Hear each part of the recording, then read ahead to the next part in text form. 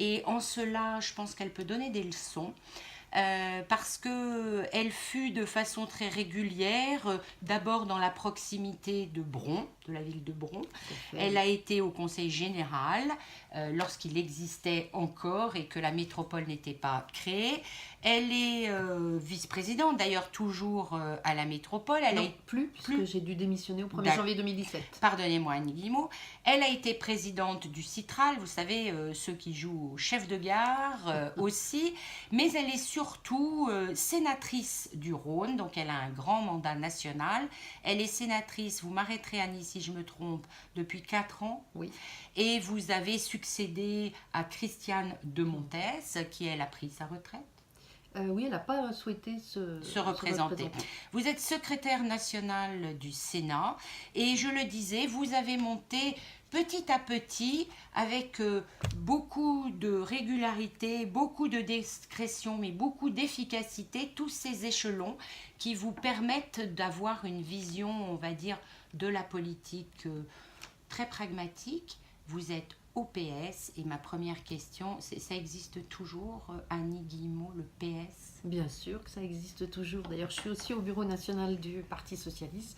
Comme le disait Bernard Cazeneuve jeudi soir, on était quand même 1000 personnes au meeting Envie d'Europe. On est toujours là. On pense nos plaies, on travaille. Ça prendra encore du temps. Mais moi, je n'ai jamais été au PS par intermittence. J'ai toujours gardé mes convictions de gauche. Ce qui ne m'empêche pas, comme vous l'avez dit, d'agir avec pragmatisme et de considérer mes adversaires politiques aussi comme des personnes qui peuvent aussi être raisonnables et avec qui on peut travailler et obtenir des compromis. Être au Sénat, c'est prendre un peu de recul sur la bataille, on va dire, gauche-droite ou gauche, extrême gauche, FN. Être au Sénat, parce qu'on n'a pas souvent des sénatrices, être au Sénat, c'est pouvoir résoudre les problèmes de façon moins partiale. Je ne sais pas si c'est de façon moins partiale, mais en tout cas l'atmosphère est complètement différente, c'est vrai, de l'Assemblée nationale. Moi j'ai rejoint le bureau aussi. Je crois qu'aussi la personnalité de Gérard Larcher qui est président du Sénat. Qui est président du Sénat est aussi une personnalité qui écoute, y compris son opposition, et qui travaille toujours avec, comment dire, beaucoup, pas de précautions, mais en tout cas, même si il est bien sûr dans la majorité LR, il y a une écoute et il y a un respect de l'opposition, des oppositions. En plus, au Sénat, on est quand même un groupe, le deuxième groupe, les socialistes. Voilà, alors donc c'est un groupe exclusivement socialiste. 74 et apparentés, puisqu'il y en a qui sont 3 ou 4 qui ne sont pas encartés. Mais au Sénat, nous sommes quand même les représentants des collectivités locales. Et c'est vrai que dans mon parcours, pour moi, après 17 ans de maire de Bron, une commune qui n'est pas une commune facile, mais où j'ai appris à la fois le pragmatisme et la ténacité. J'ai appris aussi que l'intérêt général, c'est pas la somme des intérêts particuliers, mais que c'est pas toute seule ou tout seul qu'on définit aussi l'intérêt général. Et puis le travail ensemble, le vivre ensemble pour faire progresser. Moi, je crois que la France, l'Europe ont besoin de la gauche, ont besoin d'une gauche et d'une droite. Je ne m'inclus pas dans ce ancien monde ou nouveau monde. Je pense aussi qu'au Sénat, il y a une certaine bienveillance par rapport à l'écoute qu'on peut avoir les uns des autres, même si la majorité républicaine peut se retrouver, comme on s'est retrouvé par exemple sur le RIP et sur le référendum sur ADP. Alors, on ne va pas mettre des abréviations, est-ce que Oui, bien sûr. Les gens ne vont pas comprendre, les auditeurs et les auditrices. Alors, qu'est-ce que c'est le RIP?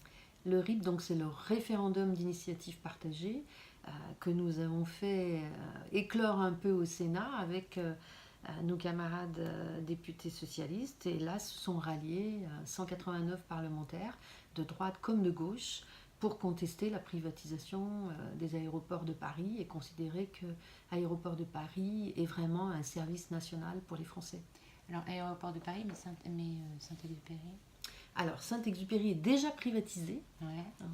Et là, donc là, vous n'êtes pas arrivé à obtenir... Mais là, c'était les aéroports. D'accord. C'était les aéroports, tandis que là, c'est un groupe c'est que c'est l'État qui va céder ses parts dans le groupe ADP. Donc le groupe ADP, c'est pas seulement une action en France, c'est aussi une action dans le monde entier. Annie Guillemot, vous croyez donc très fortement au service public en creux, là, dans ce que vous êtes en train de me dire? Ah oui, je pense que même aujourd'hui, je pense que le problème aujourd'hui qu'on vit, que le mouvement des Gilets jaunes avec ses travers, et puis bien sûr ce qu'il faut dénoncer, sa violence, parce qu'il y a eu des cas de violence, euh, il démontre quand même une division territoriale de la France, je dirais presque une ségrégation, et que l'accès aux services publics, à l'éducation, à la culture, c'est ça le fondement du vivre ensemble. Et je crois que nos politiques publiques aujourd'hui, elles sont le reflet de ce mécontentement et je dirais même de ces injustices. C'est-à-dire qu'aujourd'hui, je pense qu'un certain nombre de nos concitoyens vivent des inégalités sociales et spatiales comme des injustices. Et à partir du moment où ils les vivent comme des injustices, ben, il y a de la violence. Et Annie c'est Guillemot, bien là le problème. justement, de la violence, vous êtes pragmatique, vous parlez finalement d'une ségrégation entre les grandes villes et les villages, entre les métropoles et le reste de la France, cette diagonale. Qu'est-ce que vous auriez fait, vous? Après tout, vous avez un mandat national, donc vous avez des idées, vous êtes au bureau exécutif du Parti socialiste. Quelle aurait été votre première mesure que vous auriez mise en place, on ne fait pas de la politique avec des si, pour éviter le drame que nous avons tous subi depuis des mois avec les Gilets jaunes? Ben, moi, je pense que, premièrement, il faut être modeste et humble quand on a face à soi des mouvements de cette ampleur, parce que c'est un mouvement de cette ampleur et qui était soutenu par les Français. Euh, Moi, je crois que j'aurais fait... Soutenu, bien sûr, jusqu'à un certain point, quand Oui, même. soutenu, pas au niveau de la violence, mais au départ, Oui. il était soutenu par plus de 80% des Français. Je crois qu'il y a une